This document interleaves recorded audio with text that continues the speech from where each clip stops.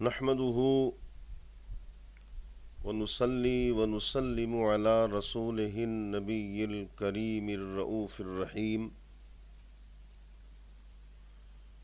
أما بعد فأعوذ بالله من الشيطان الرجيم بسم الله الرحمن الرحيم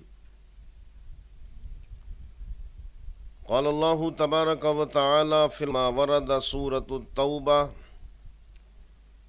وسورة الفتح وسورة الصف هو الذي أرسل رسوله بالهدى ودين الحق ليظهره على الدين كله ولو كره المشركون وسورة الفتح هو الذي أرسل رسوله بالهدى ودين الحق ليظهره على الدين كله وكفى بالله شهيدا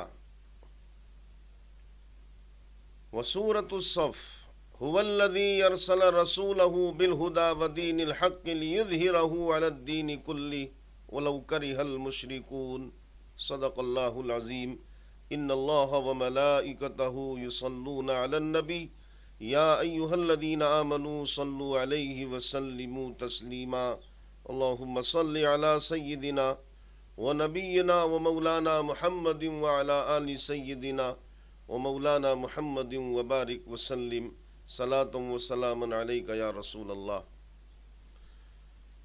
نور خدا ہے کفر کی حرکت پہ خندہ زن، نور خدا ہے کفر کی حرکت پہ خندہ زن، پھونکوں سے یہ چراغ بجھایا نہ جائے گا، اور فانوس بن کے جس کی حفاظت ہوا کرے، وہ شمع کیا بجھے جسے روشن خدا کرے۔ محترم سامعین اور ناظرین، یہ سنت الہی رہی ہے کہ جب جب انسانیت اور اللہ کے بندوں نے اللہ کی نافرمانیاں کی ہیں، اس کے احکام کی خلاف ورزی کی ہے، تب تب اللہ رب العزت نے اپنے بندوں کی اصلاح کے لیے اور اپنے بندوں کی ہدایت کے لیے اپنے رسول اور اپنے پیغمبروں کو بھیجا ہے، جنہوں نے اس کے بندوں کی ہدایت کے لیے بڑی محنتیں کی، بڑی کوششیں کی، اور لوگوں کو راہ تکلیفیں اٹھائیں، پریشانیاں اٹھائیں۔ ایک وقت ایسا بھی آیا کہ جب اس روئے زمین پر مذہبی معاملات ہوں، سماجی معاملات ہوں یا سیاسی معاملات ہوں، ان کو اپنے پیروں کے تلے رون دیا گیا، اور بالخصوص اللہ وحدہ لا شریک کے احکاموں کو بالائے طاق ہی نہیں رکھا گیا، بلکہ کھل کر مخالفت کی گئی۔ یہ سلسلہ صدیوں چلا۔ میری مراد حضرت عیسیٰ علیہ السلام کے دور سے ہے کہ حضرت عیسیٰ علیہ السلام کے دور سے لے کر آپ کے رفع سماوات سے لے کر اور تقریباً 650 برس کا یہ عرصہ وہ گزرا کہ جو یہ زمینی فرش اللہ کے نبی سے، اللہ کے رسول سے بظاہر خالی رہا۔ انسانیت دم توڑ گئی، اور انسانیت کو انسانیت کا درس دینے والا کوئی نہ تھا۔ ایسی حالت میں اللہ کو رحم آیا، اور اللہ رب العزت نے اشرف الرسل، امام الانبیاء، جناب محمد الرسول اللہ صلی اللہ علیہ وآلہ وسلم کو سرزمین مکہ میں پیدا فرمایا۔ وقت گزرتا چلا گیا، بچپنی سے جوانی کی طرف، اور وہی سنت الہی کی عمر شریف 40 برس کی ہوئی تو آپ نے مکے کی پہاڑی پر کھڑے ہو کر اپنی نبوت کا اعلان کیا۔ دشمن ہو گئے وہ لوگ جو آپ کو اپنا ہمدرد مانتے تھے، مخالفت میں اتر آئے وہ لوگ جو آپ کو اپنا اور مکے کی سرزمین پر تمام لوگوں سے بڑھ کر امانت دار مانتے تھے.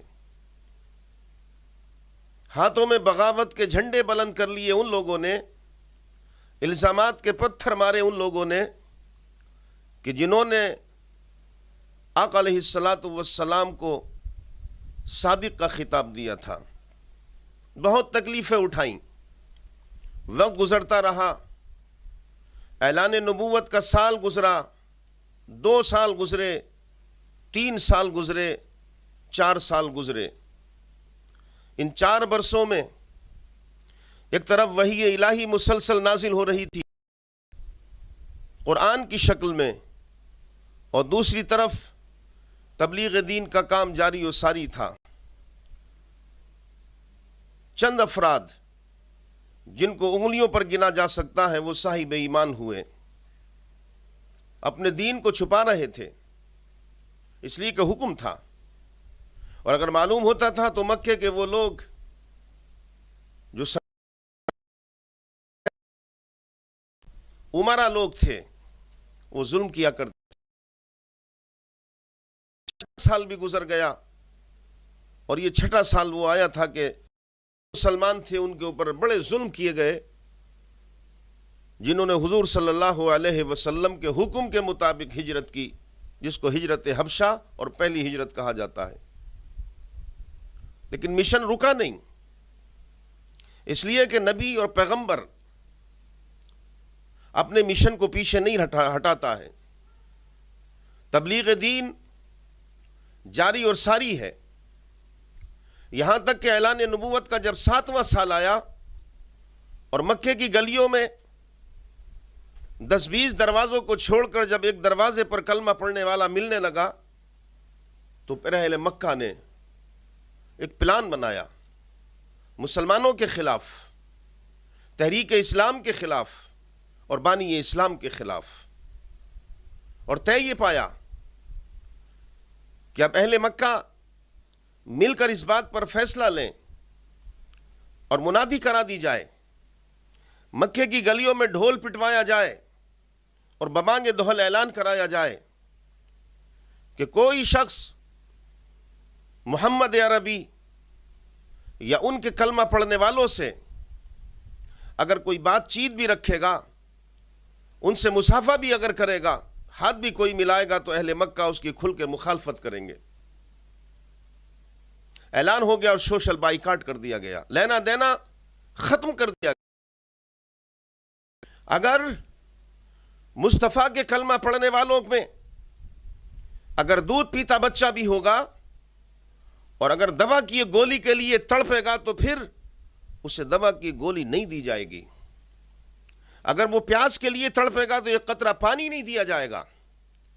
یہ اعلان کیا گیا مکے کی گلیوں میں، اور اعلان نبوت کے 7ویں سال اہل مکہ نے سوشل بائیکاٹ کا اعلان کر دیا. حضور صلی اللہ علیہ وسلم اپنے صحابہ کو لے کر مکے کی بستی سے باہر چلے گئے. ایک پہاڑی میں جا کر، جس کو شیعہ ابی طالب کہا جاتا ہے، اس میں جا کر کے آپ نے قیام کیا. بچے ہیں ساتھ میں، عورتیں بھی ساتھ میں ہیں، اور وہ لوگ ہیں کہ جو ظاہراً ان کے پاس نہ مال ہے نہ اسباب دنیا ہے. اور یہ ایک دن نہیں رہا، مسلسل 3 برس تک اہل مکہ نے سوشل بائیکاٹ کیا اور تاجدار کائنات صلی اللہ علیہ وسلم کے غلاموں سے لین دین بند کر دیا. دانا پانی بند ہے، کھانا پینا بند ہے، لیکن قربان جائیں مصطفیٰ کے ان غلام. اہل مکہ کی پابندیاں صحابہ اور صحابیات کے عزائم کو سرد نہیں کر سکیں.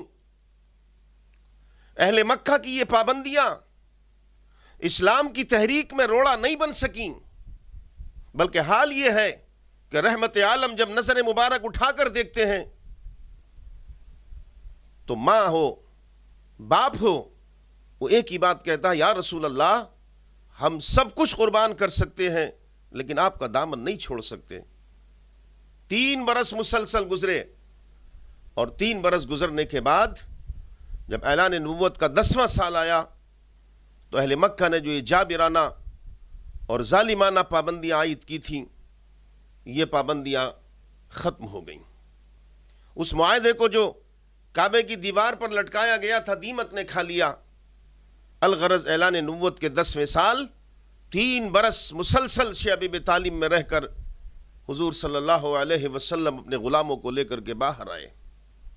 چند دن ہوئے ہیں، ابھی ایک نیا غم مل گیا، ایک ایسا غم مل گیا کہ وہ ہماری ماں، تمام امت مسلمہ کی ماں، جن کا اسلام پر، مسلمانوں پر بہت بڑا احسان ہے، جو خود تاجدار کائنات صلی اللہ علیہ وسلم فرمایا کرتے تھے آپ کے وصال کے بعد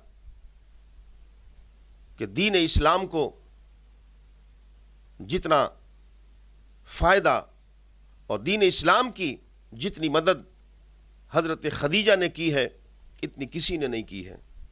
وہ حضرت خدیجۃ الکبریٰ رضی اللہ تعالی عنہا کہ جن کے لیے فرشتے سلام لے کر کے آتے تھے، اسی اعلان نبوت کے 10ویں سال ان کا وصال ہو گیا۔ پھر چند دن گزرے، اور چند دن گزرنے کے بعد ایک ایسی ساتھ کہ جو قدم قدم پر مصطفیٰ کی حمایت میں ساتھ رہی، جو حضور کے چچا تھے ابو طالب، ان کا بھی انتقال ہو گیا۔ حضور نے فرمایا یہ ہمارے لیے غم کا سال ہے، مگر تبلیغ دین اور اس کا مشن نہیں رکا۔ یہ تمام تکلیفات اور غم اٹھانے کے بعد بھی حضور صلی اللہ علیہ وسلم نے تبلیغ دین کے لیے طائف کا سفر کیا۔ طائف پہنچے، جواب میں پتھر ملے، جواب میں تانا زنی ملی۔ طائف کے شر پسند نوجوانوں کو جمع کیا گیا، اور وہاں کے وڈیروں نے، وہاں کے پٹیلوں نے، وہاں کے ذمہ داران نے، وہاں کے دولت مندوں نے ان شر پسند نوجوانوں کے ہاتھوں میں پتھر دے کر رحمت عالم صلی اللہ علیہ وسلم پر پتھروں کی بارش کرائی۔ لہو لہان ہوئے، نالین مبارک خون سے بھر گئے۔ یک کے بعد دیگرے فرشتے بارگاہ رسالت میں حاضر ہوئے، چاہے وہ حضرت جبریل ہوں، میکائیل ہوں، اسرافیل ہوں یا اسرائیل ہوں۔ یا رسول اللہ اجازت دیں، طائف کی بستی کو ختم کیے دیتے ہیں۔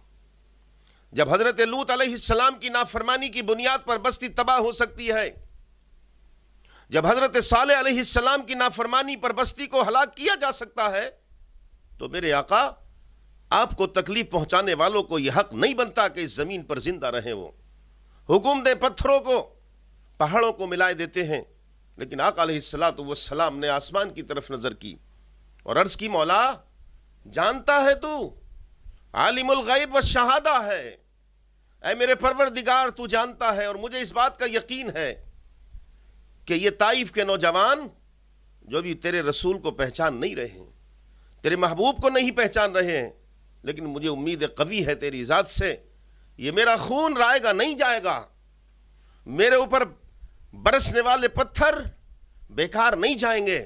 مجھے یقین کامل ہے کہ ایک نہ ایک دن وہ دن آئے گا جب اسی طائف کی بستی میں ہر گھر سے ایک ہی آواز آئے گی کہ لا الہ الا اللہ محمد الرسول اللہ۔ تو پھر یہی ہوا، تاریخ گواہ ہے۔ وقت گزرتا چلا گیا، اعلان نبوت کا 10واں سال ہو یا 11واں سال ہو یا 12واں ہو، یہ 10 سال کے بعد جو 3 برس کا عرصہ گزرا، ان 3 برسوں میں بہت ساری تکلیفیں اٹھائیں، بہت ساری پریشانیاں آئیں، صحابہ کرام کو ستایا گیا، اور ان میں چند صحابہ کرام کو شہید بھی کر دیا گیا، اور اس میں حضرت سمیہ جو حضور کی صحابیہ ہیں، حضرت یاسر رضی اللہ تعالیٰ عنہ کی زوجہ ہیں، ان کو بھی شہید کر دیا گیا۔ بڑی طویل داستان ہے اسلام کی، بڑی طویل داستان ہے تکلیفوں کی، اسلام کی غربت کی بھی طویل داستان ہے، اسلام کی تکلیفوں کی بھی بڑی طویل داستان ہے، اور قربانیوں کی بے تحاشا ایک زبردست فہرست ہے جو اسلام کے لیے قربانیاں دی گئی ہیں، اور اسلام کے بچانے کے لیے، اسلام کی ترقی کے لیے، اسلام کو آگے پہنچانے کے لیے جو قربانیاں دی گئی ہیں، اس کی بہت طویل داستان ہے۔ غرض یہ ہے کہ اعلان نبوت کا جب 11واں سال آیا اور ایام حج جب آئے، تو ایام حج میں آقا علیہ السلام مینا پہنچے۔ دونوں دراز سے لوگ آتے تھے حج کرنے کے لیے۔ حج آقا علیہ السلام کی آمد پاک سے پہلے بھی ہوتا تھا، آج ہی نہیں ہوتا ہے، حج ایک زمانے سے ہوتا چلا آ رہا ہے۔ جب کچھ لوگ حج کرنے کے لیے آئے تو اس میں مدینے کے لوگ بھی حج کرنے کے لیے آئے تھے. حضور نے تبلیغ دین پیش کی، اور تبلیغ دین جب پیش کی تو اعلان نبوت کے 11ویں سال 6 لوگوں نے مدینے کے رہنے والے جو تھے اسلام قبول کر لیا. اعلان نبوت کا 12واں سال آیا تو 12 لوگوں نے اسلام قبول کیا، اور اعلان نبوت کا جب 13واں سال آیا تو 72 لوگوں نے جو مدینے کے تھے انہوں نے اسلام قبول کر لیا. آفتاب رسالت اب مکہ سے نکل کر کوئی شعاع مدینہ پر پڑنے لگیں. مشیت کچھ اور تھی جو میں نے ابھی خطبہ مسنونہ کے بعد قرآن عظیم میں سے 3 مقامات پہ سے 3 آیتیں پڑھی ہیں، اور یہ واحد تمغہ تاجدار کائنات کو ہے، سوائے آپ کے حضرت آدم سے لے کر حضرت عیسیٰ علیہ السلام تک کسی کو یہ تمغہ نہیں دیا جو مصطفیٰ کو اللہ نے عطا کیا. وہ کیا ہے؟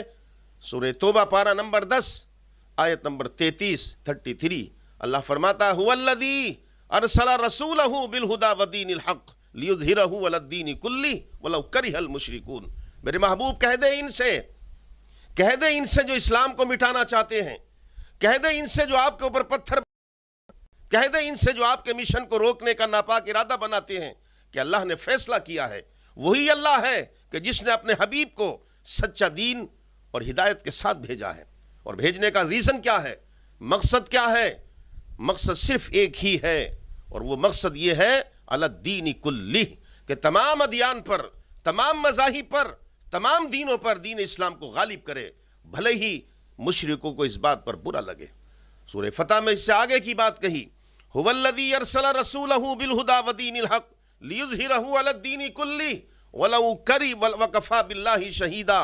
میرے محبوب کہہ دے وہی اللہ ہے کہ جس نے اپنے حبیب کو سچا دین اور ہدایت لے کر بھیجا ہے، اور اسی لیے بھیجا ہے کہ تمام دینوں پر دین اسلام کو غالب کر دے. اور اس کی گواہی کسی کی نہیں لینی ہے، اس لیے کہ اس بات کی گواہی رب خود دے رہا ہے. دین غالب ہو کر رہے گا.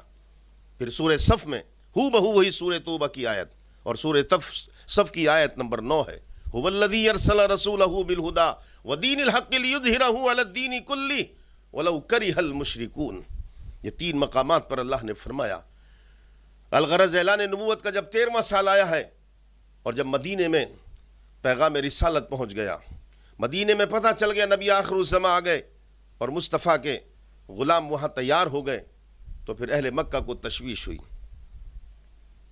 فیصلہ لیا گیا، میٹنگ ہوئی، اور فیصلہ یہ لیا گیا کہ اب ایک ہی راستہ ہے ہمارے پاس، ہر شخص اپنے اپنے ہاتھ میں تلوار لے اور بانی اسلام کو شہید کر دے. انہیں معلوم نہیں تھا، مگر اللہ فیصلہ کر چکا ہے. کتب اللہ لأغلبن انا ورسلی. اللہ اس بات کو اعلان کر چکا ہے کہ میرا ہر رسول غالب آ کر کے رہتا ہے، مغلوب نہیں ہوتا ہے. کسی کی جرأت اور کسی کی ہمت نہیں ہے جو اللہ کے رسول کو شہید کر دے. یہ اللہ کا فیصلہ ہے. کتب اللہ لأغلبن انا ورسلی. اللہ فرماتا ہے کہ یہ اللہ نے لکھ دیا ہے کہ میں اور میرے رسول ہی غالب ہو کر کے رہیں گے، اور یہی ہوا. لہذا ادھر پلان بنا آقا علیہ الصلوۃ والسلام کے لیے، ادھر اللہ کی طرف سے حکم آ گیا میرے محبوب اپنے غلاموں سے بھی کہہ دیں کہ اب یہ مکہ چھوڑ دیں، مدینہ چلے جائیں. حالات بدلیں گے، وقت یکساں نہیں رہتا ہے. سورج نکلنا نہیں چھوڑے گا، نہ طلوع ہونا بند ہو، اور جس دن سورج نکلنا ختم ہوگا اس دن پھر زمینی فرش ختم ہو جائے گا، سب کچھ ختم ہوگا، کچھ بھی باقی نہیں بچے گا. آقا علیہ الصلوۃ والسلام نے اپنے غلاموں کو حکم دیا ہجرت کرو. الغرض مسلمانوں نے مکہ چھوڑ کر مدینے کی طرف ہجرت شروع کر دی. ابھی آقا علیہ الصلوۃ والسلام کو جانے کی اجازت نہیں ملی تھی، لیکن وہ وقت بھی آ گیا جب اہل مکہ نے ایک فیصلہ لیا کہ اب پیغمبر اسلام کے دولت قدرے کا محاصرہ کر لو اور رات کے اندھیرے میں شہید کر دو. ادھر ان کا منصوبہ بنا، وَمَكَرُوا وَمَكَرَ اللَّهُ وَاللَّهُ خَيْرُ الْمَاكِرِينَ. اللہ رب العزت فرماتا ہے میرے حبیب یہ جو مکاریاں کر رہے ہیں، ان کی مکاریوں کے آگے، ان کی مکاریوں سے بڑھ کر اور ان کی مکاریوں کو زیر کرنے والی اللہ کی بہترین تدبیر ہے. اللہ سے بڑا تدبیر کرنے والا کوئی نہیں ہے. اللہ نے اپنے حبیب کو آگاہ کیا اور حضرت جبریل کو بھیجا کہ جاؤ میرے محبوب سے کہہ دو کہ اب آپ بھی مکہ چھوڑ دیں. حضور صلی اللہ علیہ وسلم نے صدیق اکبر رضی اللہ عنہ کے ہمراہ ہو کر اور پھر مکہ سے مدینہ کی طرف کو شروع کیا، جس کو ہم ہجرت کہتے ہیں، اور یہیں سے ہمارا سن ہجری شروع ہوتا ہے. آقا علیہ الصلوۃ والسلام اور صحابہ کرام مدینہ پہنچ گئے، یہاں سے سن ہجری شروع ہوا. یہ سن ہجری پہلی سن ہجری ہے کہ حضور نے قیام کیا. تفصیلی واقعات ہیں اس میں. الغرض آقا علیہ السلام مدینہ پہنچے اور مدینہ سے چند میل پہلے جو ایک مقام تھا اس پر قیام کیا 24 دن، اور آقا علیہ السلام نے مذہب اسلام کی سب سے پہلی مسجد تعمیر کی جس کو مسجد قباء کہتے ہیں. اس کے بعد آقا علیہ السلام مدینے کی بستی میں داخل ہوئے، وہاں پر قیام کیا، اور اسی ایک سال کے اندر بہت سارے کام ہوئے. ان میں مسجد نبوی کی تعمیر ہو یا اور بہت سارے کئی ایسے کام ہوئے جو تاریخ گواہ ہے. لیکن آقا علیہ السلام جب دوسرا سال آیا تو وہاں بھی غلام بڑھ چکے تھے. اہل مکہ نے ایک فیصلہ لیا، اور وہ فیصلہ یہ تھا کہ مٹائیں گے اسلام کو، اب جینے نہیں دیں گے، ہم اسلام کو بڑھنے نہیں دیں گے. آقا علیہ السلام کے خلاف اور مذہب اسلام کے خلاف تیاریاں ہوئیں، اور ایسی تیاریاں ہوئیں کہ مکے کے سارے جنگجو متحد ہوئے. ابو جہل ہو، عتبہ بن ربیعہ ہو، شیبہ بن ربیعہ ہو، امیہ بن خلف ہو، یہ بھی بڑے بڑے مکے کے سردار تھے، بڑے بڑے پیسے والے تھے، بڑے بڑے جنگجو تھے.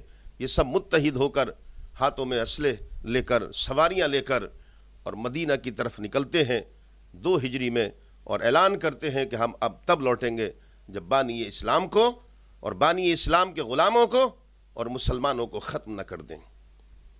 نئی تاریخ بنائیں گے اور نئی تاریخ بنا کر کے لوٹیں گے. الغرض آقا علیہ السلام کو بھی خبر ہو چکی تھی. یہ تقریباً 1000 سے زائد افراد پر جو بڑے بڑے جنگجو تھے، بڑے بڑے بہادر مانے جاتے تھے، اور انہوں نے جا کر کے بدر کے مقام پر قیام کیا جو تقریباً 80 کلومیٹر کے فاصلے پر آج کی جو پیمائش ہے اس کے حساب سے مانا جاتا ہے. حضور کو پتہ چلا، صحابہ کرام کو بلایا، کہا کیا چاہتے ہو؟ دشمن آئے ہیں مٹانے کے لیے، یا میدان میں چلو گے؟ قربان جائیں صحابہ کے عزم پر. ایک صحابی انصار مدینہ میں ہوئے، یا رسول اللہ صلی اللہ علیہ وسلم، معلوم ہے ہمیں 6 لاکھ بنی اسرائیل تھے جب دریائے نیل سے اللہ نے پار کرایا تھا، سب کچھ تھا ان کے پاس. لیکن جب اللہ کی طرف سے حکم آیا کہ موسیٰ ان سے کہو بیت المقدس کو آزاد کرائیں، لڑیں اس ظالم قوم سے، جہاد کریں ان سے، تو جواب دیا تھا موسیٰ آپ اور آپ کا رب لڑے، ہم یہیں بیٹھے ہوئے آپ کے منتظر رہیں گے. یا رسول اللہ ہم آپ کے غلام ہیں، ہم آپ کے کلمہ پڑھنے والے ہیں، ہمیں تو انتظار تھا آج کے دن کا، ہمیں تو اس بات کے منتظر تھے ہم کہ ہمیں وہ دن کب ملے گا جب اللہ کی بارگاہ میں ہم نکلیں گے، اللہ کے لیے نکلیں گے. یا رسول اللہ سودا گھاٹے کا نہیں ہے ہمارے لیے، میرے آقا اگر ہماری گردنیں کٹ گئی تب بھی فائدہ ہے، اور اگر بچ کر آ گئے تب بھی فائدے میں جائیں گے. آقا علیہ السلام نے جب صحابہ کرام کے عزم میدان بدر میں ہی چلتے ہیں، دشمن سے مقابلہ وہیں ہوگا، اور حضور صلی اللہ علیہ وسلم اپنے 313 صحابی جو آتا ہے روایت میں کم و بیش 313 صحابہ کرام کو لے کر مدینہ سے بدر کی طرف روانہ ہو گئے. یہ کون تھے؟ یہ وہ لوگ تھے جن میں ایک طبقہ وہ تھا جو مہاجرین کا تھا. کون مہاجرین؟ جو مکہ سے آئے تھے، گھر بار چھوڑ کر آئے تھے، ایک جوڑی کپڑے بھی ان کو نہیں ملے تھے، پیروں میں جوتیاں بھی نہیں لانے دی گئی تھیں، اور بعض صحابی ایسا تھا گھر والوں نے برہنہ بھیجا تھا، اہل مدینہ نے، انصار مدینہ نے مدد کی تھی، کپڑے دیے تھے، رہنے کے لیے جگہ دی تھی. انصار مدینہ میں کون صحابہ کرام ہیں؟ وہ لوگ ہیں کہ جنہوں نے مسلمانوں کی مدد کی تھی. جب گھر نکلے ہیں اپنے اپنے گھروں سے تو کسی کے ہاتھ میں چھڑی تھی، کسی کے ہاتھ میں کھجور کی ٹہنی تھی، اگر کسی کے ہاتھ میں اگر تلوار تھی بھی تو زرہ نہیں تھی، اور زرہ تھی تو تلوار نہیں تھی. کپڑے پھٹے ہوئے تھے، لیکن کوئی پکار کر کہہ رہا تھا کہ ہمارے سر کی پھٹی ٹوپیوں پہ طنز نہ کر، ہمارے تاج عجائب گھروں میں رکھے ہیں. اور کوئی کہہ رہا تھا کہ کپڑوں پر پہبند لگے ہیں، تلواریں بھی ٹوٹی ہیں، پھر بھی دشمن کانپ رہا ہے، آخر لشکر کس کا ہے. یہ 313 میدان بدر میں جب پہنچے اور میرے آقا علیہ السلام نے جب صف بندی کی ہے، اور صف بندی کر کے صحابہ کرام سے فرمایا گھبراؤ مت، اللہ تمہارے ساتھ ہے. اور اس کے بعد اپنے دونوں دست مبارک کو آسمان کی طرف اٹھا کر کہا مولا یہ تیرے بندے اب آ گئے ہیں اپنی گردنیں کٹانے تیری راہ میں، اگر اب یہ زندہ نہ بچے تو پھر اس روئے زمین پر تجھے کوئی سجدہ نہیں کر سکے گا. یہ کہنا تھا، ادھر حضرت جبریل آئے لقد نصرکم اللہ فی مواطن کثیر لقد نصرکم اللہ بدر وانتم اذلہ فاتقوا اللہ لعلکم تشکرون. اللہ رب العزت کی طرف سے بشارت آ گئی. اذ تقول للمؤمنین الن یکفیکم ان یمدکم ربکم بثلاثۃ آلاف من الملائکۃ منزلین. میرے محبوب کہہ دیں ان سے آپ کہ 3000 فرشتے تمہاری طرف سے لڑنے کے لیے جنگی یونیفارم اور جنگی وردی پہن کر آ رہے ہیں. یہ اللہ کی طرف سے انعام تھا. صبح ہوئی، مکے کے جنگجو ہیں وہ سمجھ رہے تھے کہ ہم چند ہی منٹوں میں خاتمہ کر دیں گے. مقابلہ ہوا، اللہ نے فتح مبین عطا فرمائی، اور ایسی فتح مبین عطا فرمائی کہ اس لشکر پر جن جن کو ناز تھا اور جن جن کے اوپر بھروسہ تھا، اللہ نے سب کو ختم کر دیا. مسلمانوں کی فتح ہوئی اور مسلمان فاتحانہ انداز میں واپس اپنے گھروں کو واپس آ گئے. تیسرا سال آیا، جنگ احد ہو گئی. اس میں 3000 سے زائد کا لشکر مکہ سے پھر آ گیا اور مدینے کے اندر داخل ہونا چاہتا تھا. داخل ہی ہو گیا تھا، سمجھ لیجئے چند دوری پر ہے جس کو جبل احد کہا جاتا ہے، وہاں آن کر کے قیام کیا. پھر جنگ ہوئی، اس میں صحابہ کرام نے اپنی جانیں دیں، قربانیاں دیں. یہ سال بھی گزر گیا.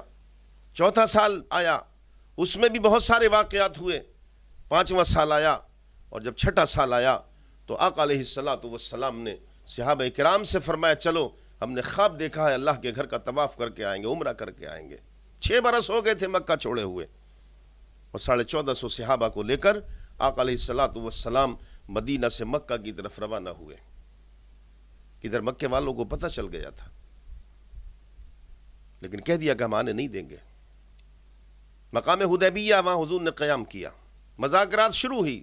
یہ بھی ایک بہت بڑا تفصیلی واقعہ ہے، مگر اتنا سمجھ لیں کہ آقا علیہ الصلوۃ والسلام نے ان کی ہر شرط کو منظور کر لیا، اور بغیر طواف کیے ہوئے، بغیر حجر اسود کا بوسہ دیے، بغیر صفا و مروہ کی دوڑ لگائے، آقا علیہ الصلوۃ والسلام حدیبیہ کے مقام سے اپنے 1450 صحابہ کو لے کر کے واپس آ گئے.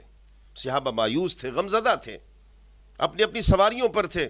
لیکن جیسی حدود مدینہ میں آقا علیہ الصلوۃ والسلام کی اونٹنی نے جب اپنا قدم رکھا ہے تو کی طرف سے بشارت آ گئی، انا فتحنا لک فتحا مبینا لقد صدق اللہ رسولہ الرؤیا بالحق لتدخلن المسجد الحرام ان شاء اللہ آمنین محلقین رؤوسکم ومقصرین لا تخافون. میرے حبیب ان سے کہہ دے غمزدہ نہ ہو، یہ ہار نہیں ہے، شکست نہیں ہے، یہ جیت ہے.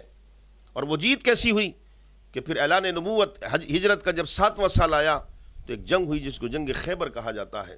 اللہ نے اس میں بھی فتح عطا فرمائی. اور جب ہجرت کا 8واں سال آیا تو اللہ رب العزت نے وہ گھر جس کو کعبۃ اللہ کہتے ہیں، وہ صحن جس کو مطاف کہتے ہیں، وہ پتھر جس کو حجر، وہ 2 پہاڑیاں جن کو صفا و مروہ کہا جاتا ہے، وہ کنواں جس کو زمزم کا کنواں کہا جاتا ہے، وہ مینا، وہ عرفات، وہ سارے کا سارا علاقہ، یعنی 8 ہجری میں اللہ رب العزت نے مسلمانوں کے حوالے کر دیا. مکہ فتح ہو گیا. 10-12 ہزار کا لشکر حضور کے ساتھ میں مکے میں داخل ہوئے، اور اعلان کر دیا گیا جو اپنا ہاتھ تلوار سے نیچے کر لے گا اسے امان دی جاتی ہے، جو دروازہ بند کرے گا اسے بھی امان ہے. غرض یہ ہے کہ کعبے میں جب داخل ہوئے اس کے اطراف میں، پورے مطاف میں، پورے علاقے میں لوگ جمع ہو گئے. سب کھڑے تھے سامنے. وہ بھی کھڑے تھے جنہوں نے پتھر مارے تھے، اور وہ بھی کھڑے تھے جنہوں نے گالیاں دی تھیں. وہ بھی کھڑے تھے جنہوں نے حضرت فاطمہ رضی اللہ تعالیٰ عنہا کو اٹھا کر کے پھینکا تھا، ہاتھ ٹوٹا تھا. وہ بھی کھڑے تھے کہ جنہوں نے راستے میں کانٹے بچھائے تھے، جنہوں نے مجنوں کہا تھا، جنہوں نے کاہن کہا تھا، جنہوں نے شاعر کہا تھا. وہ سب کھڑے تھے، اور جن کی ریشہ دوانیوں کی وجہ سے مکہ چھوڑا تھا وہ سارے کے سارے کھڑے تھے. آقا علیہ السلام نے فرمایا بتاؤ کیا سلوک کریں ہم تمہارے ساتھ، کیا کیا تھا ہم نے تمہارے لیے، کون سا ظلم کیا تھا ہم نے. ہم سماج کی، سوسائٹی کی، معاشرے کی برائی کو مٹانا چاہتے تھے، یہی تو کیا تھا نا ہم نے. ہم نے غریبوں کے اوپر ظلم کرنے سے منع کیا تھا، ہم نے غلاموں کو ستانے سے منع کیا تھا، ہم نے عورتوں پر ظلم کرنے سے تم سے منع کیا تھا. یہی خطا والوں کی طرف سے جس خوشی کا اظہار ہوا اس کا ہم تصور نہیں کر سکتے. حضور نے کئی دن قیام کیا، مکہ فتح ہو گیا، اور آقا علیہ الصلوۃ والسلام پھر تشریف لے آئے. اعلان نبوت کا 9واں سال آ گیا. 9واں سال آیا، پوری دنیا اکٹھی ہوئی، اور پوری دنیا اکٹھی ہوئی، شام اکٹھا ہوا. غسانی بادشاہ ہے، روم پوری دنیا نے مل کر ایک نعرہ دیا کہ اب مٹائیں گے مسلمانوں کو، اور پوری دنیا کا کفر اکٹھا ہو کر تبوک کو اپنا بڑے فارم بنانا چاہتا تھا، اور وہاں جمع ہو کر کے پھر مدینے کی طرف حملہ کرنے کی تیاری تھی۔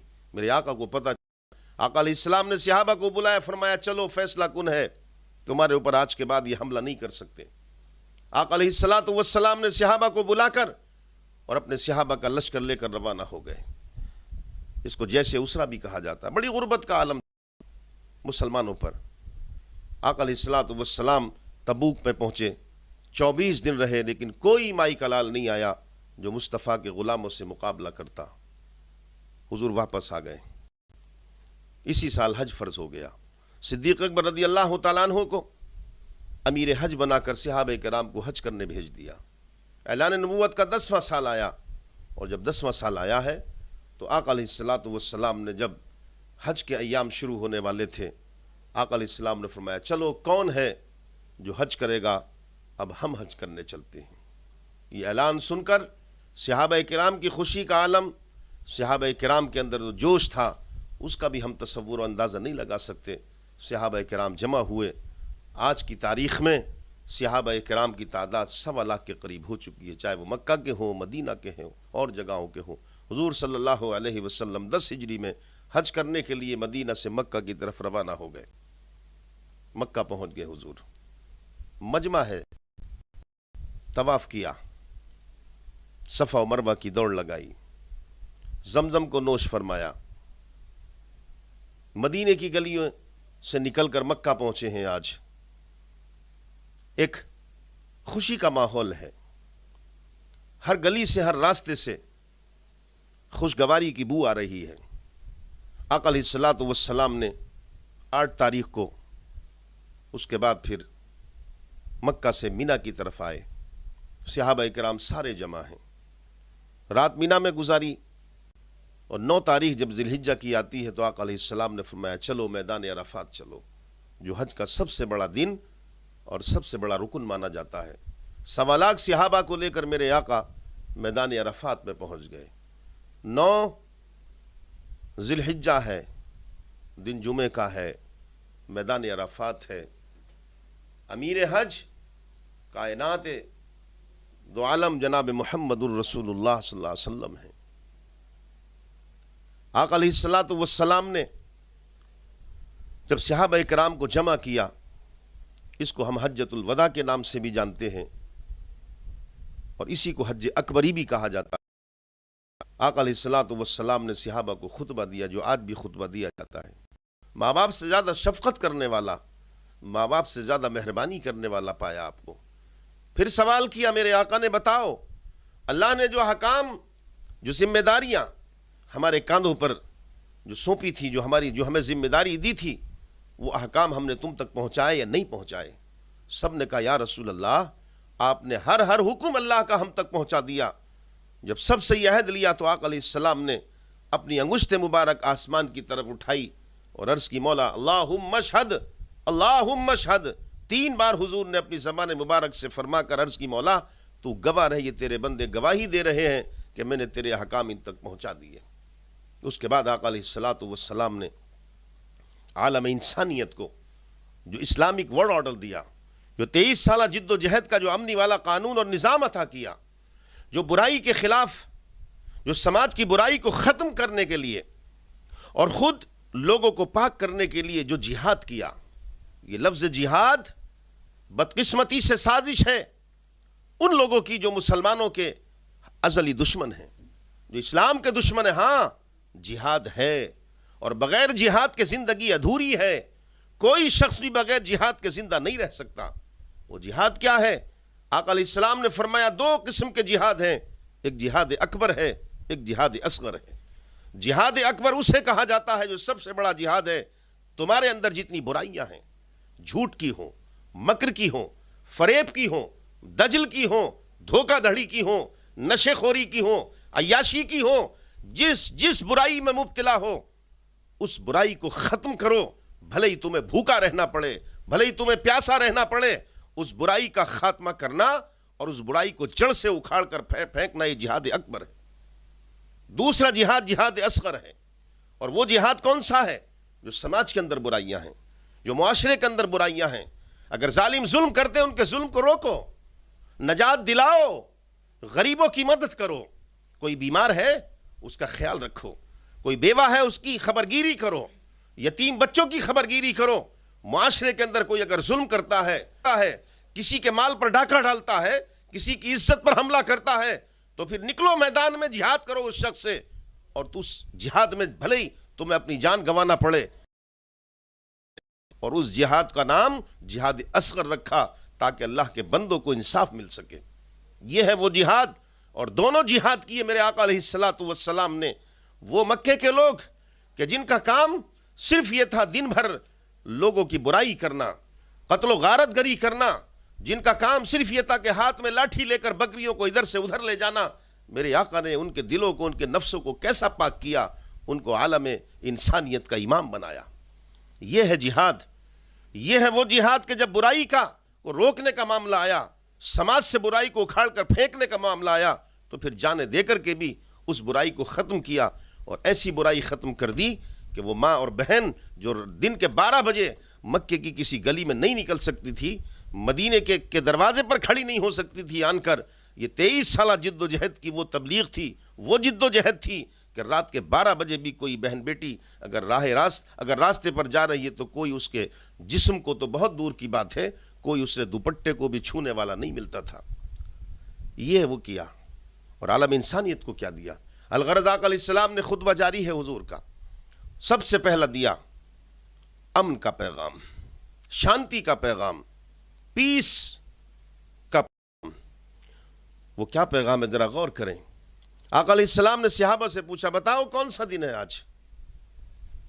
سب نے کہا اللہ عالم و رسولہ، حالانکہ صحابہ جانتے تھے کہ آج جمعے کا دن ہے۔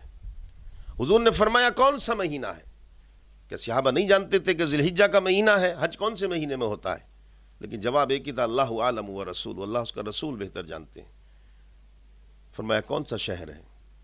صحابہ نہیں جانتے تھے مکہ ہے، اللہ عالم و رسول۔ حضور نے فرمایا سنو، جس طریقے سے یہ مہینہ محترم ہے، جس طریقے سے یہ شہر محترم ہے، جس طریقے سے آج کا دن محترم ہے، یاد رکھنا اسی طریقے سے ہر ایک کی عزت اور ہر ایک کا خون محترم ہے۔ خبردار کسی کی عزت پر حملہ مت کرنا، خبردار کسی کو قتل مت کرنا۔ اور اس کے بعد آقا علیہ السلام نے فرمایا انہو من قتل نفسا بغیر نفس او فساد فی الارض فکأنما قتل الناس جمیعا۔ فرمایا یاد رکھو، اگر کسی شخص نے کسی شخص کو ناحق اگر قتل کیا، تو اگر اس نے ایک شخص کو بھی قتل کیا ہے ناحق، تو اس نے ایک کو قتل نہیں کیا بلکہ پوری اولاد آدم کو قتل کر دیا۔ ومن احیاها فکأنما احیا الناس جمیعا۔ اور اگر کسی شخص نے کسی ایک شخص کو کی جان بچا لی جو ناحق قتل کیا جا رہا تھا، تو اس نے ایک بلکہ اس نے پوری اولاد آدم کی جان بچا لی۔ یہ آقا علیہ الصلوۃ والسلام نے امن کا پیغام دیا، یہ آقا علیہ الصلوۃ والسلام نے بھائی چارے کا پیغام دیا۔ اور میرے عزیزوں، اسی کے ضمن میں بات کہتا چلوں کہ 23 سالہ دور میں مکے کا، مدینے کا نہیں بلکہ پورے جزیرہ نماء عرب کے اندر امن قائم ہو گیا۔ وہ لوٹ مار کرنے والے، وہ رہزن جو تھے وہ رہبر بن گئے۔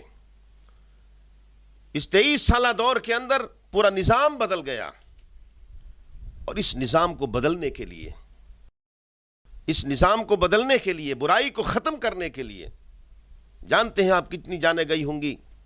صرف 1018 جانیں گئیں، صرف ایک، اور ان 1018 جانوں میں 259 صحابہ شہید ہوئے اور 759 کافروں کا قتل ہوا، اور پورے جزیرہ نماء عرب میں امن قائم ہو گیا، شانتی قائم ہو گئی۔ لاؤ مثال اسلام کی، انسانیت پر کام کرنے والی تنظیمیں، امن کا اپنے آپ کو علمبردار بتانے والے حکمراں۔ یاد ہوگا آپ کو جب روس کے اشتراکی انقلاب میں جب حملے ہوئے تو 150 لاکھ لوگ مارے گئے تھے، یعنی 1.5 کروڑ لوگوں کی جانیں گئی تھیں۔ دوسری جنگ عظیم میں، جس کو ورلڈ وار 2 کہا جاتا ہے، 75 لاکھ لوگ مارے بن گئیں۔ عراق میں حاملہ عورتیں، بچے، بوڑھے، جوان، عورت، مرد، بیمار لاکھوں کی تعداد میں مار دیے گئے۔ بوزینیا میں، ججینیا میں، فلسطین میں، سیریا میں، کس کس جگہ کے نام بتائیں، کروڑوں لوگ مار دیے گئے۔ لیکن آج بھی جب صبح کو کوئی گھر سے نکلتا ہے وہ، اور رات کو جب اپنے گھر کے اندر داخل ہوتا ہے وہ، اسے آج بھی اس بات کا بھروسہ نہیں رہتا ہے کہ میں گھر سے نکلا ہوں تو واپس بھی آؤں گا یا نہیں آؤں گا۔ خوف و ہراس کا یہ عالم ہے۔ اسے اتنی بھی امید نہیں ہے کہ میں اپنے گھر میں سو رہا ہوں تو صبح کو اٹھوں گا تو زندہ بھی اٹھوں گا یا نہیں اٹھوں گا۔ وہ لیٹتا ضرور ہے لیکن خدشہ لگا رہتا ہے، نہ جانے کب کہاں سے بم گر جائے آن کر۔ پوری دنیا بارود کے ڈھیر پر بیٹھ گئی، امن قائم نہیں ہو سکا۔ لاکھوں کروڑوں مر رہے ہیں اور مار دیے گئے، لیکن امن اور شانتی قائم نہیں ہو سکی۔ 23 سالہ دور میں نبی کریم صلی اللہ علیہ وسلم نے وہ اسلام کا پیغام دیا اور وہ انسانیت کی قدر و منزلت بتائی کہ 23 سالہ دور کے اندر بھائی چارہ قائم ہو گیا، برائیاں ختم ہو گئیں۔ میرے عزیزو، کے بعد آقا علیہ السلام نے مساوات کا درس دیا، برابری کا درس دیا۔ برادری پر نہیں رکھی میرے آقا نے۔ آقا علیہ السلام نے فرمایا، کان کھول کر سن لو، کوئی گورا کسی کالے سے افضل نہیں ہے۔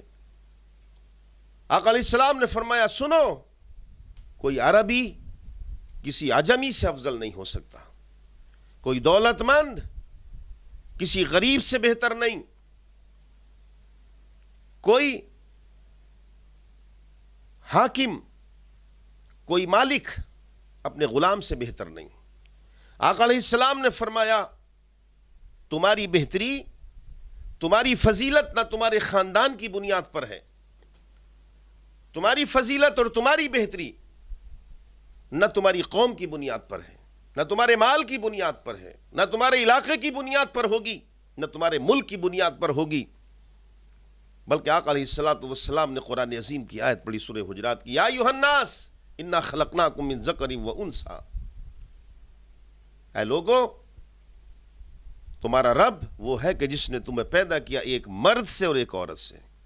تم سب کے باپ ایک، تم سب کی ماں ایک، تم سب کے باپ آدم اور تم سب کی ماں حوا، لیکن اس کے ساتھ ساتھ تمہاری پہچان کے لیے اللہ رب العزت نے وَجَعَلْنَاكُمْ شُعُوبًا وَقَبَائِلَ لِتَعَارَفُوا، تمہارے قبیلے بنا دیے، یہ فلاں قبیلہ ہے، یہ فلاں قبیلہ ہے، تاکہ ایک دوسرے کی پہچان رکھو۔ لیکن ان اکرمکم عند اللہ اتقاکم، یہ مت ذہن میں بٹھا لینا اور یہ بات اپنے ذہن سے کھرچ کے پھینک دینا کہ اگر تمہارا قبیلہ کوئی اگر عزت دار مانا جاتا ہے تو تمہاری بھی عزت اس قبیلے کی بنیاد پر ہوگی۔ اگر تم دولت مند ہو تو تمہاری عزت کا تمہارا حق بنتا ہے کہ تمہاری عزت کی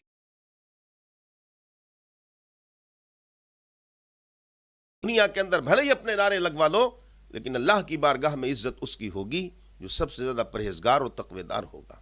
اور پھر خود آقا علیہ السلام نے اپنی ظاہری حیات میں پریکٹیکل کر کے دکھا دیا۔ وہ شخص جو مکے کا دولت مند ہے، شرارے مارتا ہوا چہرہ ہے، بڑا حسین و خوبصورت ہے، خاندانی معاملہ یہ ہے کہ خاندان بنی ہاشم میں سے، اس سے اور بڑا تمغہ یہ ہے کہ خود حضور کا سگا چچا ہے، نام ابو لہب ہے، خاندان بھی اعلیٰ ہے، نسبت بھی عالی ہے، کاروبار میں بھی اعلیٰ ہے، بزنس مین ہے، دولت مند ہے اور شکل و صورت میں بھی حسین ہے، لیکن میرے آقا نے فرمایا، سنو، ابو لہب وہ شخص ہے جو جہنم کے سب سے نچلے طبقے میں ملے گا۔ دوسری طرف ایک وہ شخص، ہونٹ موٹے ہیں، آنکھیں ہوئی ہیں، چہرہ کالا ہے، جسم پر لباس کے بجائے ہرن کی کھال کا ایک چھوٹا سا ٹکڑا ستر عورت کو چھپائے ہوئے ہے، دن بھر ہاتھ میں لاٹھی لے کر امیہ بن خلف کی بکریاں چرانے والا دن بھر اپنی تپتی ہوئی دھوپ میں اپنی پیٹھ کو کالا کرنے والا، جب اس کا تقوی آیا اور اس نے سودا کیا مصطفیٰ کی محبت کا، غلامی کا، تو اس کو تمغہ یہ مل گیا کہ وہ کعبہ جو یہاں سے لاکھوں میل دوری کے فاصلے پر اور ہزاروں کی تعداد میں دیواریں حائل ہیں، مگر شریعت اس کعبے کی طرف کو پیر کر کے لیٹا جائے، وہ کعبہ کہ جو اللہ کا گھر کہلاتا ہے، جب فتح ہوا ہے تو آقا علیہ السلام نے فرمایا بلال کہاں ہے؟ حضرت بلال کو بلا کر فرمایا بلال، لے تیری وفاداری اور تیری محبت کا صلہ ہم یہ دیتے ہیں جو تو نے اللہ کے رسول کی وفاداری اور اللہ کا تقوی اختیار کیا ہے، لے اس کعبے کی چھت پر کھڑے ہو جا، کعبہ آج تیرے قدموں کے نیچے ہوگا اور تو اذان پڑھے گا۔ حضرت بلال نے کھڑے ہو کر کے کعبے کی چھت پر اذان پڑھی۔ یہ مساوات کا درس دیا کہ عزت قبیلے کی بنیاد پر نہیں، ریزرویشن نہیں ہے اسلام میں، برادری کے نام پر کوئی ریزرویشن نہیں ہے، جنت کا کوئی مقصد نہیں ہے اسلام میں۔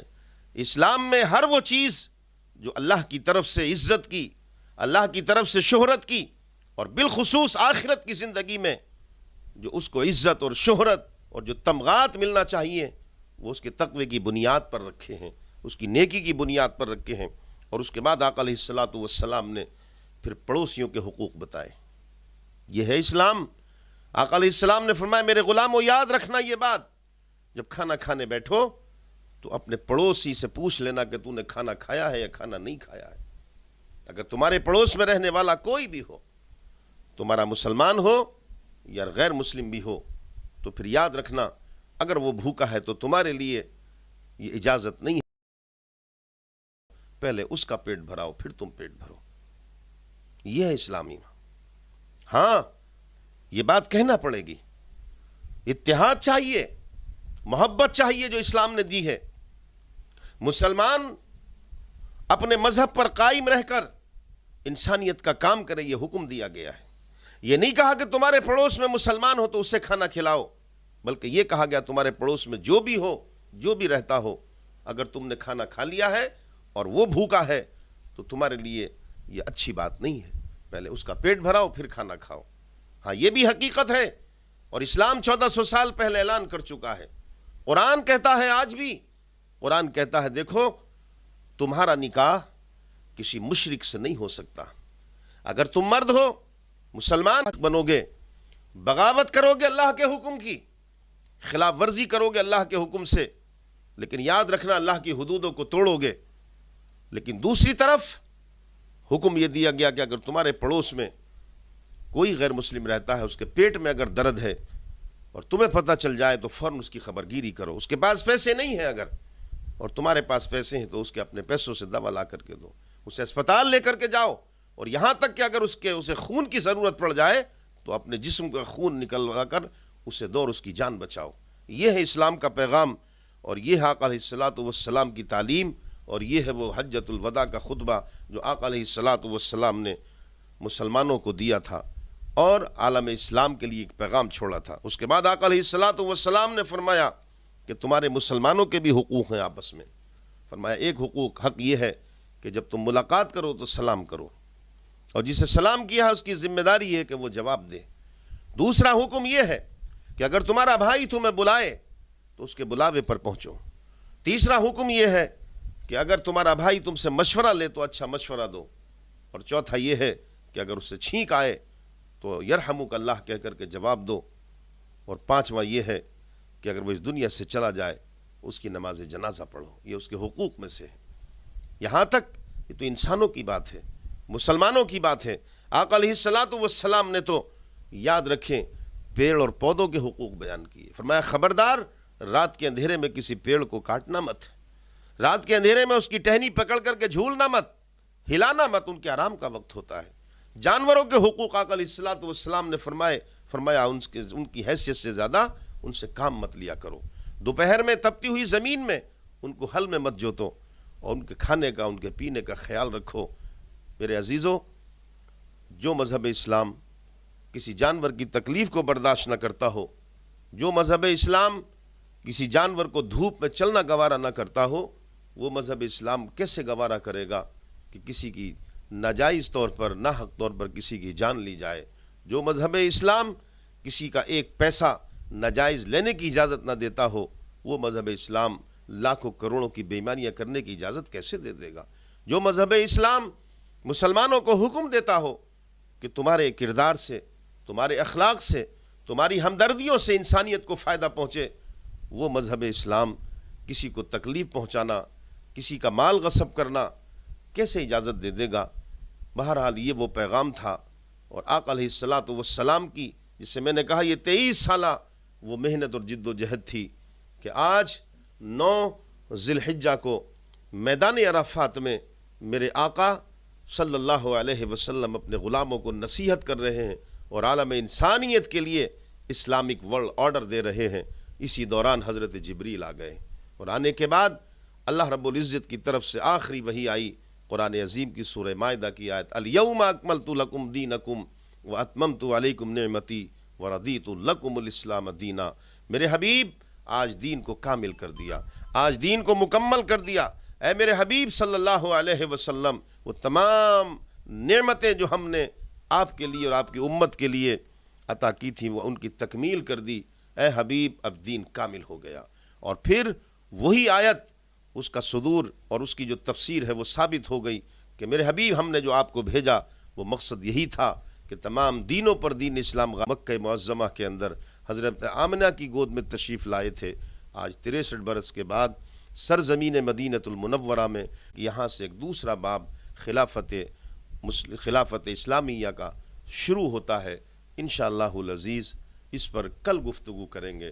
اللہ رب العزت سے دعا ہے پروردگار عالم ہمارے جگہ میں قبول فرما لے، اور یہی گفتگو کرتے کرتے ہم اس جگہ پہنچیں گے، تاریخ کے ان اوراقوں میں پہنچیں گے کہ جس کو ہم واقعات کربلا کے نام سے جانتے ہیں، جو اسلام کی بقا کے لیے، اسلام کی حفاظت کے لیے نواس رسول اور اہل بیت نے جو قربانیاں دی ہیں، اس انشاءاللہ تاریخ کے ان اوراقوں میں پہنچیں گے۔ آمین وآخر دعوانا ان الحمد للہ رب العالمین۔ سبحان اللہ و بحمدہ سبحان اللہ العظیم وعلی آلہ الطیبین۔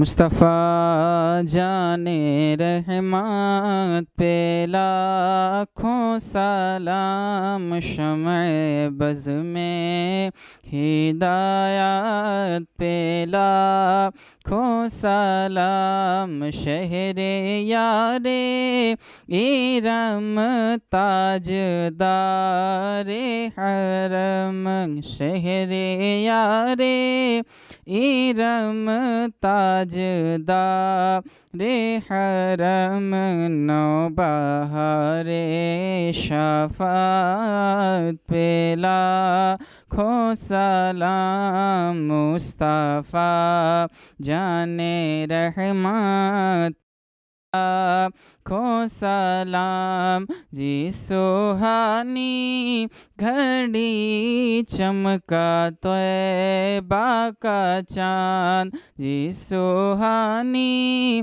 گھڑی چمکا طیبہ کا چاند، اس دل افروز ساعت پہ لاکھوں سلام، مصطفیٰ جان رحمت پہ لاکھوں سلام، کتنے مہکے ہوئے ہیں مدینے کے پھول، کتنے مہکے ہوئے ہیں مدینے کے پھول، کربلا تیری قسمت پہ لاکھوں سلام، مصطفیٰ جان رحمت پہ لاکھوں کو سلام، کاش محشر میں جب ان کی آمد ہو اور بھیجیں سب ان کی شوکت پہ لاکھوں سلام۔ مجھ سے خدمات کے قدسی کہیں ہاں رضا، مجھ سے خدمات کے قدسی کہیں ہاں رضا، مصطفیٰ جان رحمت پہ لاکھوں سلام، شمع بز میں ہدایت پہ لاکھوں سلام، یا نبی سلام علیکہ، یا رسول سلام علیکہ، یا حبیب سلام علیکہ، صلوات اللہ علیکہ۔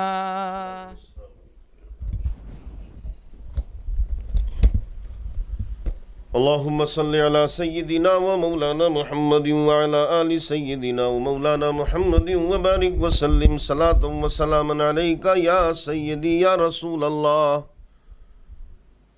الہ العالمین اپنے پیارے حبیب کے صدقے میں آج کے ذکر کو قبول فرما، اس کا ثواب اپنے پیارے حبیب صلی اللہ علیہ وسلم کی بارگاہ میں پہنچا دے۔ آپ کے بعد ازواج مطہرات، خلفائے راشدین، صحابی صحابیات، انبیاء کرام و مرسلین اعظام، پروردگار عالم تمام مومنین مومنات سب کی روح کو اس کا ثواب عطا فرما دے۔ جملہ سامعین اور ناظرین جو اس پروگرام میں سن رہے ہیں اور دیکھ رہے ہیں، میرے مولا سب کی حاضری کو قبول فرما لے۔ سب کو جو شامل ہیں اللہ ان کی جائز تمناؤں کو پورا فرما، ہر مصیبت، ہر بلا، ہر آفت سے سب کی حفاظت فرما، سب کے کاروبار میں خیر و برکت دے، سب کے گھروں میں خیر و برکت عطا فرما، جو پریشانیوں سے دوچار ہیں سب کی پریشانیوں کو دور فرما۔ اے اللہ جو بے روزگار ہیں ان کو روزگار عطا فرما، اے اللہ جو بے اولاد ہیں ان کو اولاد عطا فرما، صاحب اولاد کو اولاد کی طرف سے چین اور سکون عطا فرما، جن کی بچیاں جوان ہیں ان کے لیے اچھے رشتے عطا فرما، جن کے رشتے ہو چکے ہیں ان کی شادیاں کرا دے، اور جن کی شادی ہو چکی ان کے گھروں میں خیر و برکت اور الفت اور محبت عطا فرما۔ اے اللہ عالم اسلام کے مسلمانوں کی مدد فرما، اے اللہ اسلام کا بول بالا فرما۔ الہ العالمین تم مسلمانوں کی جان کی، مال کی، آبرو کی حفاظت فرما لے، مسلمانوں میں اتفاق اور اتحاد عطا فرما دے۔ اے اللہ بالخصوص ہمارے ملک کے اندر امن و امان قائم فرما، ہمارے دیش کو ترقی عطا فرما، ہمارے دیش کے اندر بھائی چارہ عطا فرما، اور مسلمانوں جہاں جہاں آباد ہے سب کی حفاظت فرما۔ اے اللہ یہ جو وبائی مرض چل رہا ہے اس سے حفاظت فرما، تمام عالم انسانیت کی حفاظت فرما، اور اس وبائی مرض سے چھٹکارا عطا فرما۔ اس سے ہونے والے جو نقصانات ہیں میرے مولا ان کا تدارک فرما دے، اور ہم نے جو بھی ذکر کیا، جو بھی پڑھا، پروردگار عالم تو اس سب کا ثواب بالخصوص شہدائے کربلا کی بارگاہ میں پیش قبول فرما دے، اہل بیت کی بارگاہ میں پیش قبول فرما، شہدائے کربلا کے فیوزات اور برکات سے ہم سب کو مستفیض فرما۔ ان کے صدقے میں میرے مولا ہمیں دین پر اور سنت نبوی پر عمل کی توفیق عطا فرما، نیکی کی توفیق عطا فرما۔ ان اللہ و ملائکتہ یصلون علی النبی ایھا الذین آمنوا صلوا علیہ وسلموا تسلیما۔ اللہم صل علی سیدنا مبارک وسلم صلاۃ وسلاما علیک یا رسول اللہ۔ سبحان ربک رب العزۃ عما یصفون وسلام علی المرسلین والحمد للہ رب العالمین بحق لا الہ الا اللہ محمد۔